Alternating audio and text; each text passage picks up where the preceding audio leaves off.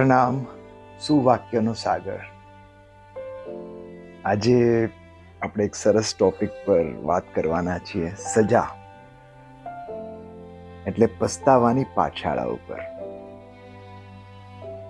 નવીનભાઈ દ્વારા સંકલિત સુવાક્યો. સજા કરવાનો અધિકાર તેને જ છે જે પ્રેમ કરી શકે છે. સજા એ સુધારવા માટેની પાઠશાળા જ છે. સજા પાપનું પરિણામ છે, ગુનાનું ગંભીર પરિણામ છે, અને તે નરકની ખાણ પણ છે.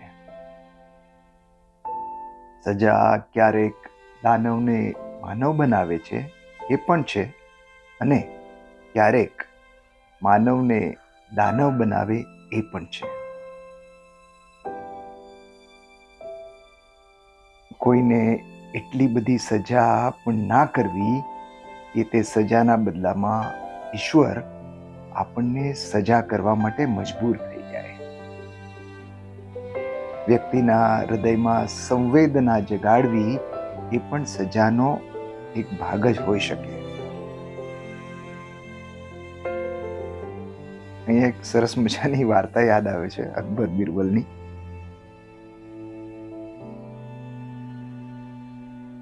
અકબર દરબાર લગાવીને બેઠા હતા ને થોડા નારાજ જેવા દેખાતા હતા. એમને કહ્યું કે આજે મારી દાઢી કોઈકે જોરથી ખેંચી. દરબારીઓ ને પૂછ્યું કે હવે આ ગુના બદલ મારે શું સજા આપવી જોઈએ.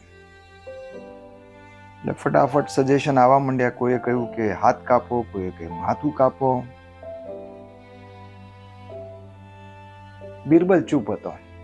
એટલે અકબર ને જવાબ બિરબલ તરફથી આશા હતી, એટલે બિરબલની સામે જોયું અને કહ્યું કે બિરબલ, તમારો શું અભિપ્રાય છે?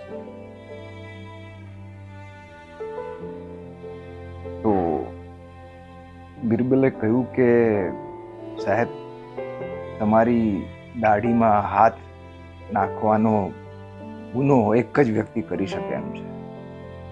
કે કોણ? કે તમારો શહેજાદો. એને સજા આપવાની ન હોય, એને પ્રેમ આપવાનો હોય. અકબરે કહ્યું, હા, વાત તો સાચી છે. તો તોડે નીકળ્યો કે સજા આપતા પહેલા નો 360 ડિગ્રીથી પૂરી તપાસ થવી જ જોઈએ. કોણે ગુનો કર્યો, શા માટે ગુનો કર્યો,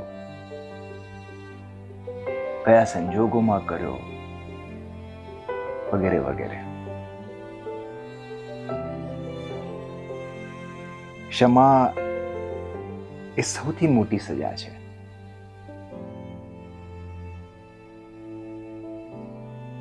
પથ્થરને ફૂલ કરી શકે એ સજાની ખરી સાર્થકતા છે. સજાના બીજમાંથી સંસ્કારના ફૂલ ઉગે તો એ સાર્થક બને. નિર્દોષને સજા કરવી એ પશુ હત્યા જેવું પાપ છે.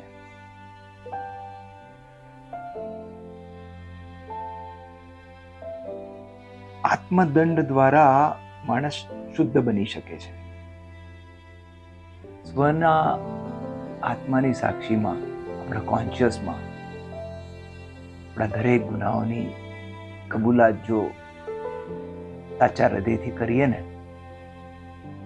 તો આત્મા જ એવો દંડ આપશે આપણને કે ફરી એવો ગુનો આપણાથી થશે જ નહીં. આની એક સરસ વાર્તા છે જે આપણે પાર્ટ 2માં લઈશું. ત્યાં સુધી સજા ઉપર આપ આપને સજા કરો. સજા એવી કરો કે તમારા ગુનો ખીલે, દુર્ગુણો દૂર થાય અને સુખ અને શાંતિ પ્રકટ થાય. નાસિકથી અમિતના જય જિનેન્દ્ર.